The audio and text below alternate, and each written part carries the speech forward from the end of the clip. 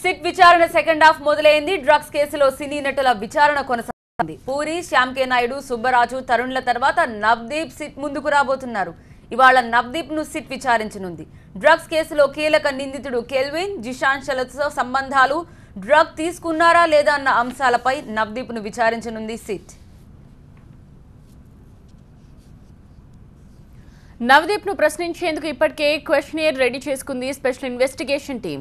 ముఖ్యంగా సినిమాలతో పాటు ఈవెంట్లను చేస్తున్న నవదీప్ కోసం అనేక ప్రశ్నలను సిద్ధం చేసింది సిట్. డ్రగ్స్ తీసుకోవడమే కాదు, ఈవెంట్లను డ్రగ్స్ మత్తులో ముంచాడన్న ఆరోపణలు ఉన్నాయి. డ్రగ్స్ సరఫరా చేయడంలో ప్రత్యక్షంగా గానీ పరోక్షంగా గానీ అతనికి ఉన్న సంబంధాలపై ఆరా తీయనుంది. ఇదే కాదు, నవదీప్ విచారణ తర్వాత మరికొంతమందికి నోటీసులు ఇచ్చేందుకు సిద్ధమైంది సిట్.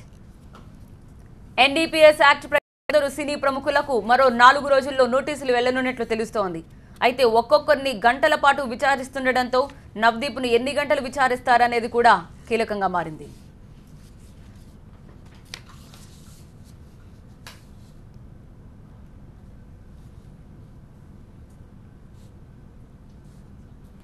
సిట్ విచారణ సెకండ్ హాఫ్ మొదలైంది. డ్రగ్స్ కేసులో సినీ నటుల విచారణ కొనసాగుతోంది. పూరి, శ్యామ్ కే నాయుడు, సుబ్బరాజు, తరుణ్ల తరువాత నవదీప్ సిట్ ముందుకు రాబోతున్నాడు. ఇవాళ నవదీప్ ను సిట్ విచారించనుంది. డ్రగ్స్ కేసులో కీలక నిందితుడు కెల్విన్, జిషాన్షాలతో సంబంధాలు, డ్రగ్ తీసుకున్నారా అన్న అంశాలపై నవదీప్ ను విచారించనుంది సిట్. నవదీప్ ని ప్రశ్నించేందుకు ఇప్పటికే క్వశ్చనియర్ రెడీ చేసుకుంది స్పెషల్ ఇన్వెస్టిగేషన్ టీం. ముఖ్యంగా సినిమాలతో పాటు ఈవెంట్లను మేనేజ్ చేస్తున్న నవదీప్ కోసం అనేక ప్రశ్నలను సిద్ధం చేసింది.